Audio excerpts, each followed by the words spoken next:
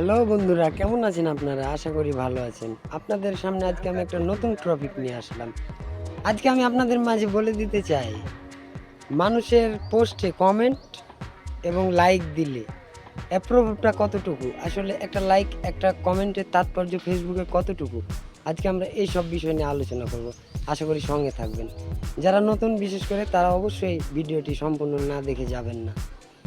তো আপনি যখন একটা কারো পোস্টে কমেন্ট করেন, সর্বপ্রথম রোবোটিক্যাল অ্যালগরিদমে আপনার একটা নোটিফিকেশান যায়, আপনার আইডি দ্বারা একটা কাজ সম্পন্ন হয়েছে। কি কাজ? আপনি কাউকে একজনকে লাইক করেছেন।